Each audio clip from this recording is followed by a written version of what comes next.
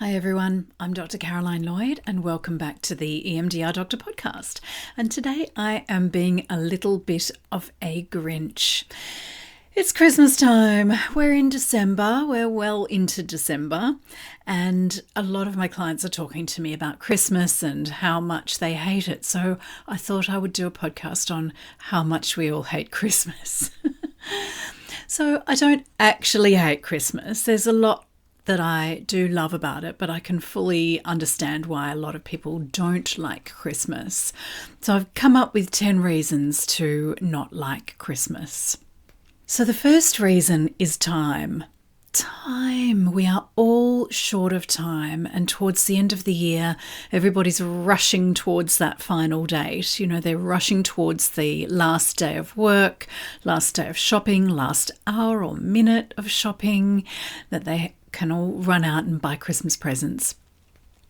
This is this huge and irreconcilable deadline to the end of the year, and we often kind of have a bit of a reflection about where has this year gone? It just seems to have disappeared. Why didn't I get my project finished? Why didn't I get this accomplished?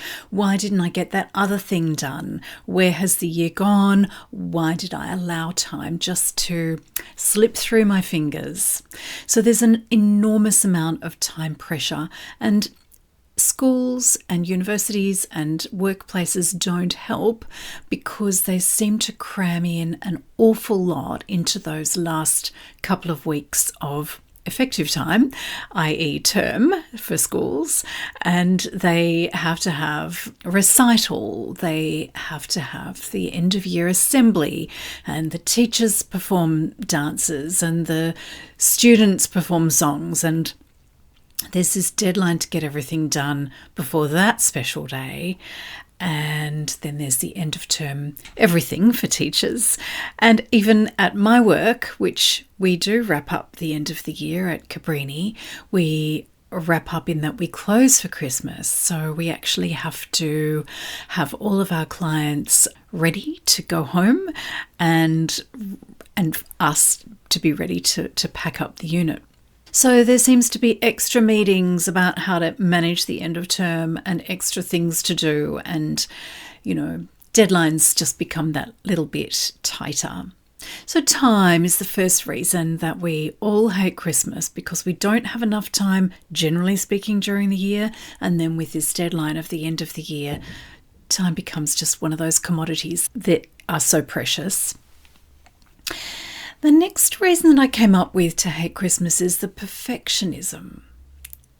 So many people feel that Christmas has to be perfect, and there's lots of reasons for that. It might be, we really want to impress our in-laws, or we want to impress our cousins who we only see once a year, or maybe this is our year for Christmas, so we want it to go perfectly. We want to have the best Christmas cake and the best Christmas pudding and the best ham, and we want to buy presents that people really love. So there's a lot of pressure over what to buy, for whom, how much to spend.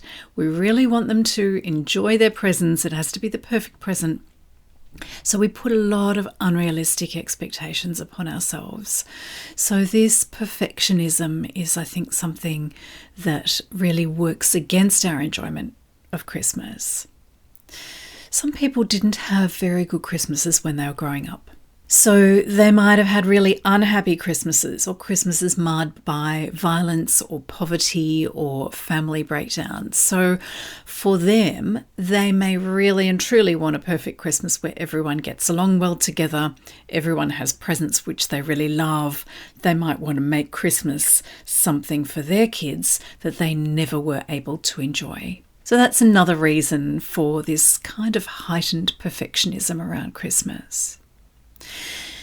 And of course, family. So we all love our families, or do we? Some people don't actually get along very well with their families.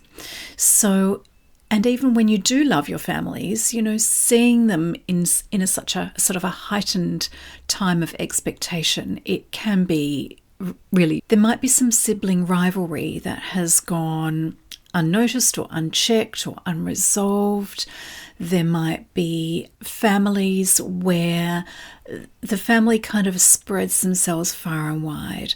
So say if you have a family where one partner, their parents have split up, so you've got two different places to be for one partner, and then the other partner also has divorced parents, and so you have two families to be with on that day on the other side of the family. So for some families, Christmas Day is like a marathon. They get up early, they get everything into the car, they go to one place, they have a short meal with them, they bundle back up into the car, they go to another place.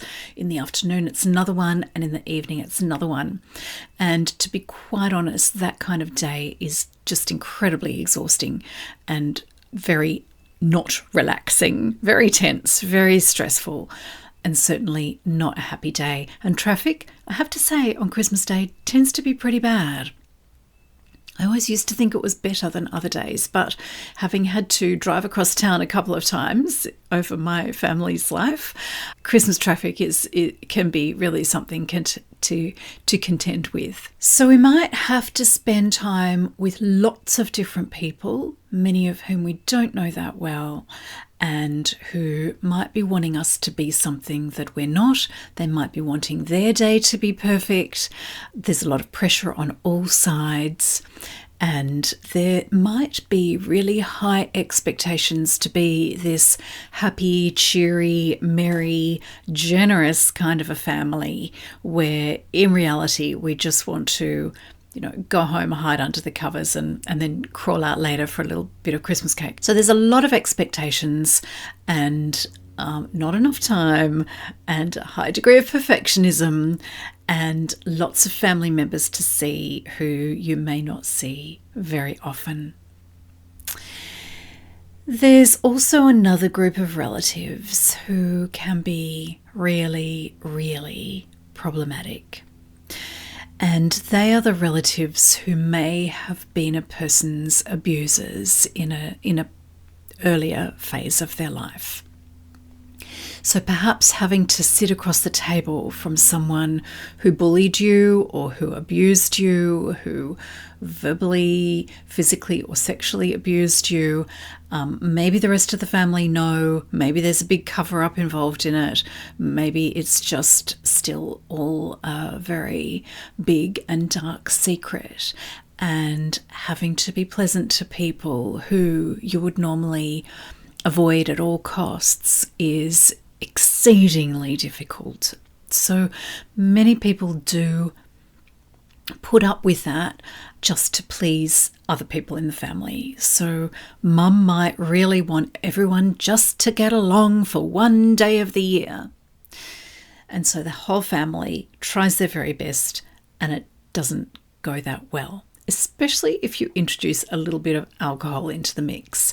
When you get a couple of drinks under your belt, people are much more likely to say things that they wouldn't normally say, to bite back, to be sarcastic, to spill the beans, to just let loose a little bit. Other times they would never dream of doing such a thing, but on Christmas Day, under all the pressure, with a little bit of alcohol, that's much more likely to happen. So money is another really huge factor in Christmas. So Christmas, there is a lot of spending on decorations, spending on food and alcohol and presents and travel. And, there's often a lot of pressure to give people the exact thing that they wanted, which, if those things are quite expensive and you've got more than one person to give to, it can really add up a lot. So spending is really highly stressful for a lot of people at Christmas time. And if you put that together with some end of year bills, and you put that together with some forced holidays, not everybody has a job where they get paid for being on holiday. So people who are self-employed, people who are underemployed, people who are casually employed, all have problems during Christmas and New Year because they may have, a week or 2 weeks where their job is not employing them or they have to cut back their hours. So you add that to a lot of extra spending and a decreased income, and the financial stress can get really, really big. Another aspect of the end of the year, aside from the pressure to have finished all your projects, is the idea of what actually did I get done this year. So for some people, the end of the year represents time when they reflect on what they did get done and what they didn't get done. And that might be health goals or personal goals, financial goals, business goals. So, I listen to quite a few podcasts, and a few of them are encouraging people to do a bit of an end of year stock take, which can be rewarding. Also, we have to recognize that it can be really stressful. So if you got to the end of the year and all you've done is survive, you've managed to pay the rent, you've managed to keep the wolves from the door, but you haven't, hit those big goals, then that sense of failure can kind of compound an unhappy Christmas. And the other aspect of the end of the year, which I'm negotiating in my practice at the moment, is my unavailability.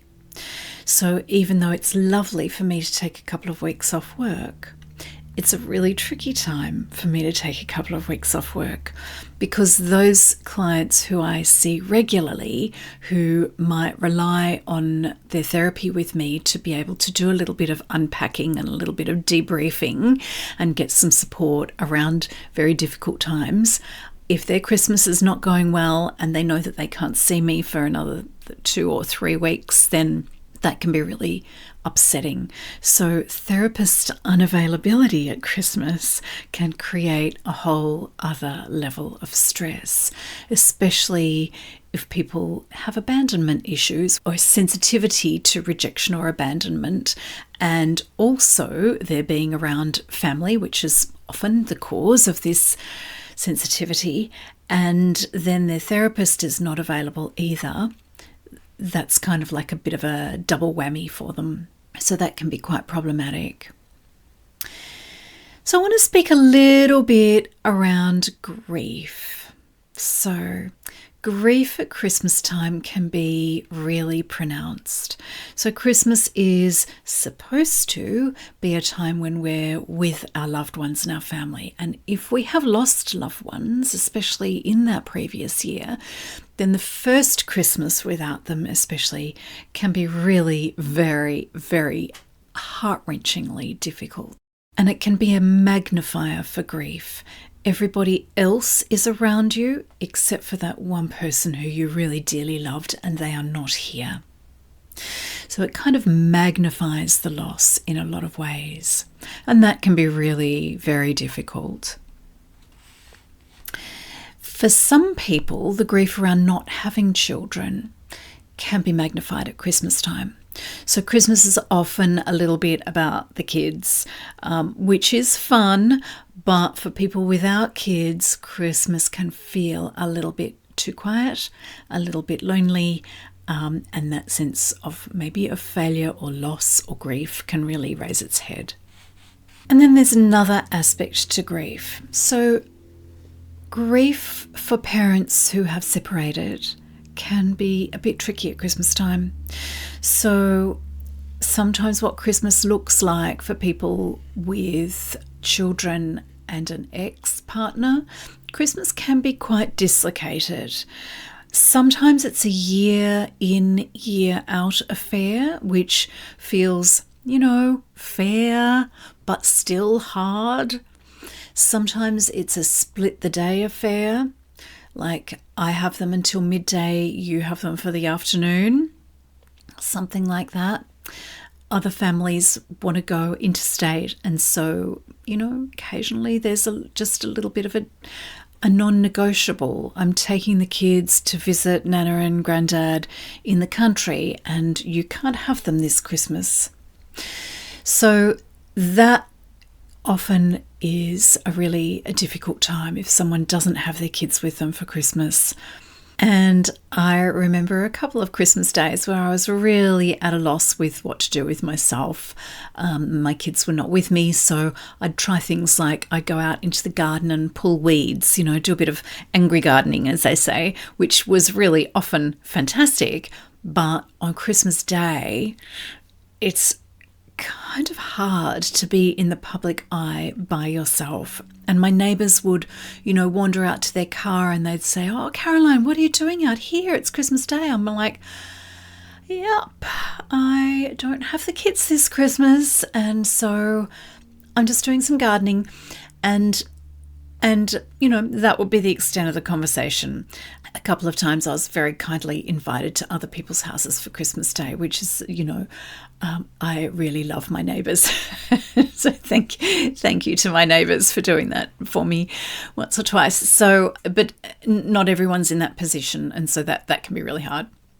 Now, another tricky thing about Christmas is the number of decisions we have to make.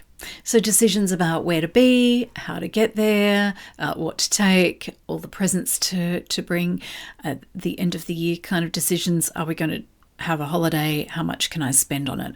And decision fatigue, I think, is a really big thing around Christmas time. And I think it's one of the reasons why people don't really love buying for Christmas, because if you don't really know Auntie Flo that well, what are you going to buy her? So, and those kind of decisions, or even, perhaps for the people that we really do know really well, we really want them to have a beautiful Christmas. And so we put a lot of pressure on ourselves to make a good decision about what to buy them. And that can be really hard. And the overwhelm that comes with lots of decisions can be hard, especially for people who are a little bit neurodivergent or a lot neurodivergent. So if you have autism or if you have ADHD, all of those processes around getting yourself somewhere on Christmas Day, taking everything, not forgetting anything, it can all be really quite overwhelming. And then meeting lots of people who you only see once a year, also very overwhelming. And sometimes just the amount of stimulus that happens on Christmas Day can be really overwhelming. Not to mention the food, my number 9 reason to hate Christmas. Now, food is a touchy issue for many, many people. And if people use food as a means of regulating, having to be faced with, tables and tables of food and the pressure around maybe not binging, or maybe if you're an under-eater, maybe having to eat and being seen to eat, all of these things, especially for eating disordered clients or people who have issues around food, that can be really, really tough. Also, the food and perfectionism comes in again here, because if we're taking things somewhere, we want it to be the best that we've ever made. So the perfectionism and food can come in there. So my last reason to hate Christmas is a bit more of an ethical one, and lots of people find that they really struggle with this. And the issue is the commercialization of Christmas. So the never-ending ads, all of the Christmas decorations that come out into the shops, like, in October, and the pressure to buy things, and all the stuff that will just end up in landfill. So the idea that a lot of what we do is actually just waste. And that element of waste, especially for someone like me, who is quite thrifty and just hates to have things just wasted, I guess all of the little bits of plastic and lots of wrapping paper and that side of things, it can be almost a little bit distressing. It's certainly distasteful. So all the commercialization of Christmas and the pressure to spend stuff and the idea that most of what we spend it on will just end up in landfill anyway is really, quite a hard thing to swallow. So I know that today has been just a little bit of a moan about Christmas, just a big old complaining session. And I haven't spoken about EMDR not once. But of course, EMDR can help with all of these issues and especially with the family issues. So if you have memories that are making Christmas tricky, then I would definitely suggest you find your way to an EMDR therapist. But aside from that, there are a few ways that you can make Christmas a little bit easier for yourself. So try and put things off until the new year. If you don't have to make those plans, just put them off until the new year. Just allow yourself a little bit of space, a little bit of grace around that. Just allow the perfectionism to drop. Maybe just say, this is going to be an experiment. How little can I think about Christmas and still get away with it? Do I need to spend all of that money on presents? Maybe do a Kris Kringle instead of buying for everybody in the family. Buy gift vouchers instead of actual gifts. Like in Australia, we have like the Westfields vouchers. So, that's a voucher for a big shopping centre so that you can basically go take yourself shopping on a voucher. It's not personal, but it can be a really effective way to shop because people then actually get what they want. So they're just a couple of suggestions. I'm sure you will find your own way to a more peaceful, more restful Christmas. And if you don't celebrate Christmas, then holiday period.